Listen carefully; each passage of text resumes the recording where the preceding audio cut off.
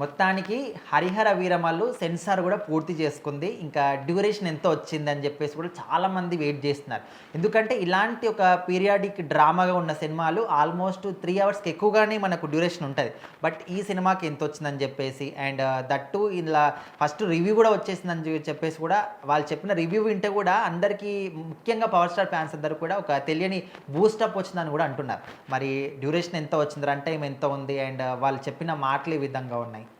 So ఖచ్చితంగా 'Harihara Veeramallu' cinema July 24వ తారీఖు cinema విడుదలవబోతుంది ప్రపంచవ్యాప్తంగా.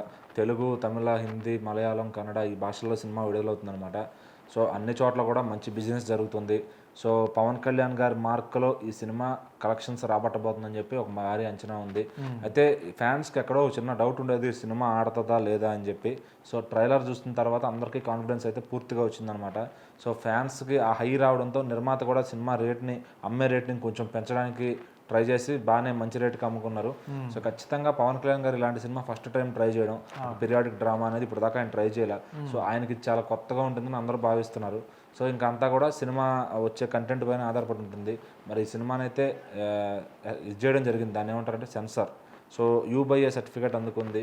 అక్కడ వాళ్ళు చెప్పిన టాక్ ఏంటంటే సినిమా చాలా బాగుంది, ఇది పవన్ కళ్యాణ్ గారి మార్క్ సినిమా, ఖచ్చితంగా ఫ్యాన్స్ని అలరిస్తుంది. ఇందులో భారీ పోరాట సన్నివేశాలు ఉన్నాయి, 3 ఫైట్లు ఉన్నాయంట పెద్దవి, అలాగే మొత్తం యాక్షన్ సీక్వెన్సెస్ అన్నీ కలుపుకొని 8 ఉన్నాయంట. అలాగే ఈ మూవీ రన్ టైం వచ్చి 2 గంటల 42 నిమిషాలు వచ్చిందంట. సో దాన్ని ఇంకొక 4-5 నిమిషాలు కుదించి 2 గంటల 35 నిమిషాలు చేస్తారని తెలుస్తుంది.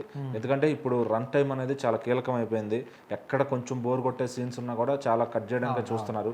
సో ఎందుకంటే 1-2 సార్లు డైరెక్టర్, నిర్మాతలు చూసుకుని సినిమా అంతా బాగున్నప్పుడు కొన్ని ఎక్కడో చిన్న ఇబ్బంది పెడతాయేమో అనుకుంటే అవి కట్ చేసే చేస్తున్నారు అందరూ కూడా. సో మరి ఈ రన్ టైంను తగ్గించి అంతకు తీసుకొస్తున్నారు. మరి అది ఫుల్ మూవీ ఓటీటీలో ఉంటుందని కూడా చెప్తున్నారు. సో ఏదైనా కానీ ఈ సినిమా సెన్సార్ వాళ్ళు అయితే మంచి టాక్ ఇచ్చేశారు. So complete power packed movie అవబోతుంది ఇది.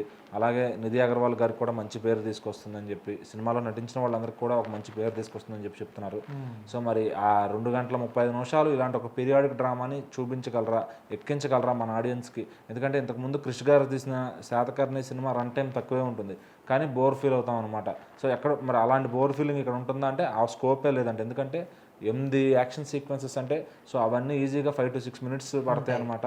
సో అక్కడ సగం టైం కవర్ అయిపోద్ది సినిమాలో, కొంచెం సాంగ్స్ కానీ. సో ఇంకా మధ్యలో ఎలాంటి ఎమోషన్స్ మిక్స్ చేశారు. సో అందరూ గర్వించదగ్గ సినిమా అవుతుందని కూడా మాట్లాడుతున్నారు.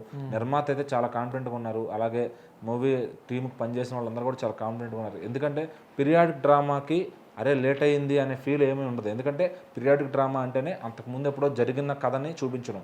సో అప్పట్లో జరిగిన కథని అది 5 years బ్యాక్ చూపించినా ఇప్పుడు చూపించినా ఎప్పుడైనా ఒకేలాగా ఫ్రెష్గా అనిపిస్తుంది అనమాట. సో మనం ఈ మధ్యన చూసుకుంటే కొంచెం పుష్ప, రంగస్థలం ఇలాంటి సినిమాల్లో అన్ని పీరియాడిక్ టైం అంటే ఈ టైంలో కాకుండా 1980sలో అలా తీసిన సినిమాలు. సో అవి ఎప్పుడొచ్చినా ఆల్ టైమ్గా అలరిస్తాయి అనమాట. ఎందుకంటే ఆ నేపథ్యంలో జరిగే కథను చూపించారు కాబట్టి.